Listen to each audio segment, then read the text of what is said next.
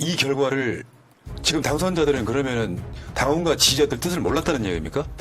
그럼 계속 이럴 거 아니야. 내가 뽑아드린 이유는 뭐냐면 윤석열과 잘 싸우라는 얘기인데 민심과는 완전히 다른 도구를 선택하셨습니다. 국민과 당원 지지자들이 대부분 다 추미애 의원을 원하고 있는데 왜 민주당 의원들의 투표 결과는 그것과 반대하는 배신의 결과가 나왔느냐는 당원들의 분노인 거거든. 어제 국회의장 선거 결과로 많은 당원과 지지자들께서 실망하고 분노하고 있습니다. 상처받은 여러분들께 미안하고 미안합니다. 이재명 대표 말대로 당선자들이 뽑은 것이기 때문에 그것이 민심이다. 이렇게 이야기하지 않았습니까? 근데 무슨 사과를 한다는 겁니까?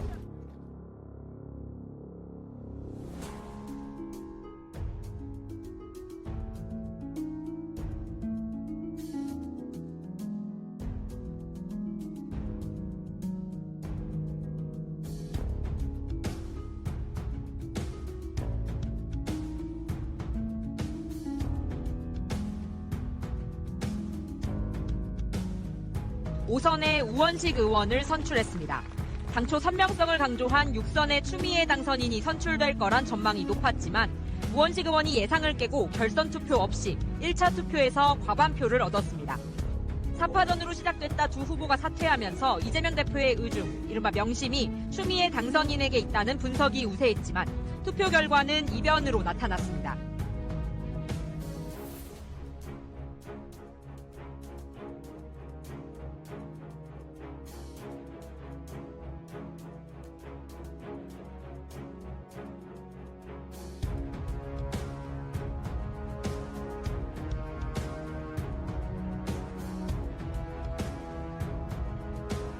지도부는 우리 당원 지지자들의 뜻을 좀 뭔가 이루어 주자라고 하는 그 명확한 의사가 있었던 걸로 저는 알고 있거든요. 입장에서 머릿속에 그리는 계획표가 있어.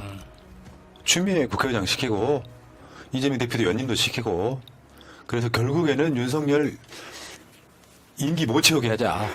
이 계획표가 딱 어그러진 거예요. 그쵸. 사실은 우원식 국회의장 이제 사실상 된 분이 나쁘다는 이야기는 하고 싶진 않아요. 박병석이나 김진표 같은 느낌은 전혀 아닌데 상징성이 없잖아. 말하자면 추미애 같은 윤석열 정권을 대항하는 상징성이 없는 거예요. 그래서 추미애 당선자한테 압도적으로 95%의 사람들이 몰아줬던 거거든요. 추미애 국회의장이 윤석열 2차를 뭔가 제대로 응징해주는 모습을 보고 싶다. 추미애, 내가 봤을 땐 그래요. 인간적 관계를 못할 수는 있는데 국회의장 못할 사람은 아니거든요. 근데 90%라고 하는 건 압도적이잖아요. 사실상 만장일치인데 요거를 당선자들이 뒤집어버리는 순간에 이거 뭐지 하는 일종의 이재명 대표 체포동의안 가결됐을 때 트라우마가 한 번 더 떠오르는 거예요. 처음부터 민심하고 어긋나니까 기대가 확 꺾이잖아요. 멍청한 놈들. 사실 최근에 대표와 통화를 했어요. 네, 그래서 저도 이제 흐름을 알면서 네. 그런 이야기를 못 하고 있었던 겁니다.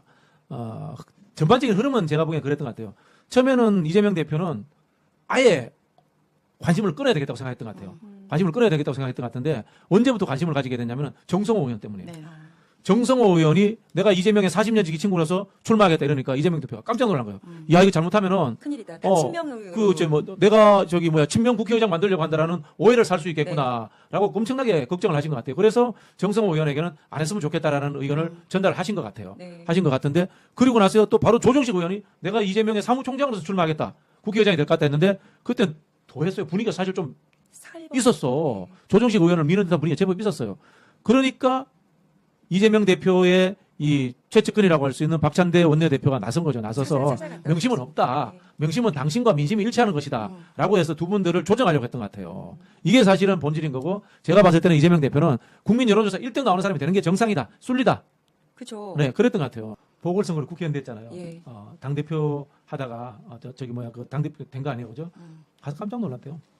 그냥 왔는데 당대표고 그다음에 전 대권 주자잖아요. 네. 의원총회가 왔는데 의원도 가신 것 같아요. 딴 데 보고 아, 그런 분이 거기 깜짝 놀랐다고 하더라고. 그 이번에도 사실은 제가 참 이상한데 자꾸 원망할 사람을 찾다 보니까 그런데 박찬대 원내대표가 너무 이 테크닉이 부족했어. 그걸 조정식 만나고 정성호 만나는 걸 왜 언론에 노출하고 그렇게 합니까? 그 물밑에서 하셔야 그렇죠. 물밑에서 해야 되는 그게 참 깝깝하다라는 생각이 들고요.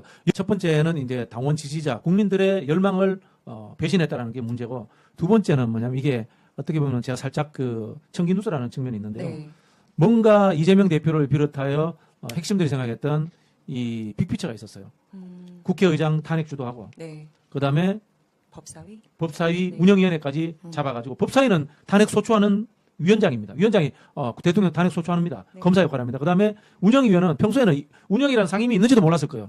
이 정치적 극단적 상황에 이재명 대표가 연임해서 치고 나가고 이건 뭐냐면은 윤석열 탄핵 또는 개헌과 같은 이 정치적 격변에 대한 하나의 가정이 있지 않았나 저는 그렇게 생각을 했어요.